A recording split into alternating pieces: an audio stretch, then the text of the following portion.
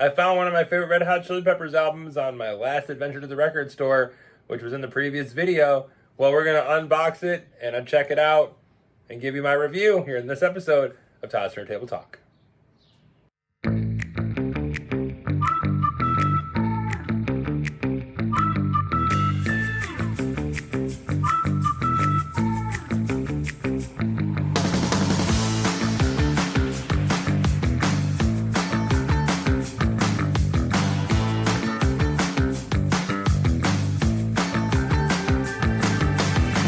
Welcome to another episode of Todd's Turntable Talk. Before we get started, as always, I want to remind everybody to please hit the like button, hit that subscribe button, as well as the bell notification to let you know whenever a new episode drops on our channel. So the last episode we just did, I visited Happy Days Records and More in Lapeer, Michigan.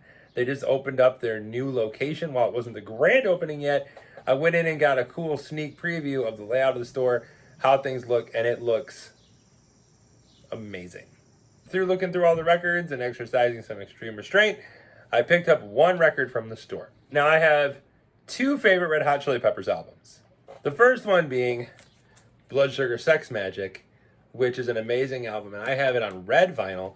This was a Walmart pressing on a very beautiful red vinyl, so happy I got that.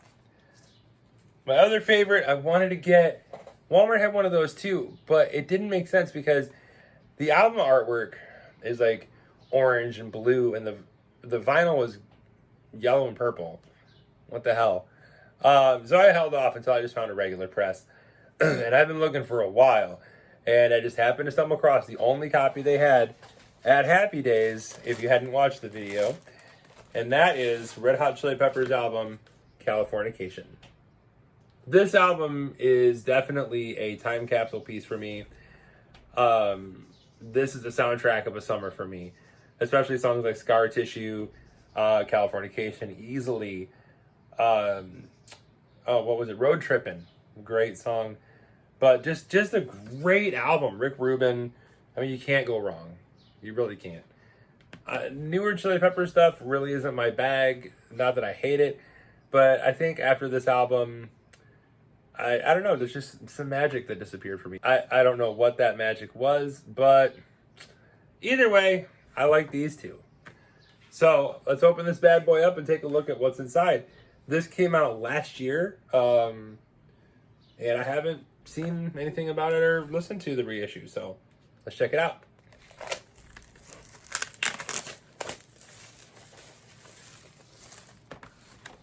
Right away, one thing I'm sad about is it's not a gatefold. It's two records in one thing. Can't win them all, I guess. All right, we'll take the vinyl out first. It is not 180 gram, which is another thing I'm a little sad about. But it's also not just two songs aside. It's four songs aside, roughly, on black vinyl. And just the labels seem to be just blown up parts of the album artwork. And then what else we got in here? No download card. God, I really wish bands would have kept the download card thing alive. Well, the insert is bent inside. But, I mean, what are you going to do? We can kind of roll it back a little. But, cool picture there of the band before going on stage in a little huddle here. For some reason, Flea is missing part of his hair right there. But then the other side, credits. And yeah, if I recall correctly, yeah, produced by Rick Rubin, engineered and mixed by Jim Scott and Greg Feidelman, who also went on to now be the producer for Metallica. He did the Hardwired to Self-Destruct album, as well as the new album 72 Seasons. He's their new producer.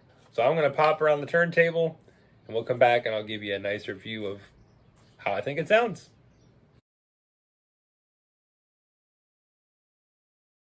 And we're back.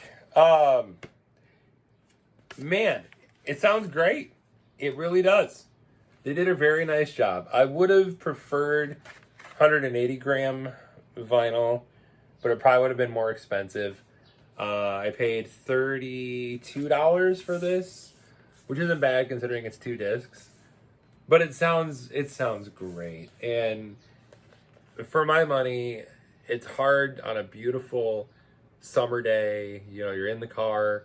I mean, not while listening to this, of course, but and you know, songs like Scar Tissue or Other Side. This album really, like, it's just got some amazing songs on here.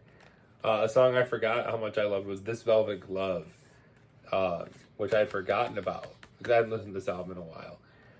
But it is just, it's great. It's, in my opinion, this album and Blood Sugar Sex Magic were the Chili Peppers firing on all cylinders. It was really a time where they really shined. The one in between, One Hot Minute, was all right. Dave Navarro did a nice job, but the album didn't quite hit as hard as Blood Sugar and this one. This being the first one that John Frusciante returned to the band, so they kind of had a reignited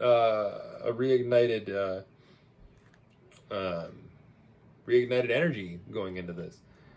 I highly recommend getting this reissue if you're a Chili Peppers fan. It sounds fantastic. A very clean pressing, very quiet pressing, which is nice. A lot of times you'll go to listen to a record and you put it down. Even if you just got it brand new and you dust it off, you still get the type stuff. And it's irritating. So I hope you enjoyed this review. I've been talking about this for a while. The next episode we got coming up after this is the next chapter in my collection series. That time we're going to the letter C to show you all my records in my collection in the letter C. And then after that, we're going to be doing our giveaway. Now, that video will not be the giveaway. I'm going to show what I'm going to be giving away. Going to put out the rules on how you can enter yourself into the giveaway. And one person will win the album that I'm going to be giving away completely free, sent to your house from me to you.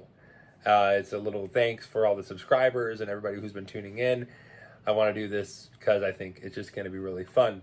And the drawing for that is going to be live on YouTube. So stay tuned for that too. So until next time, we'll see you for another episode of Todd's Turntable Talk.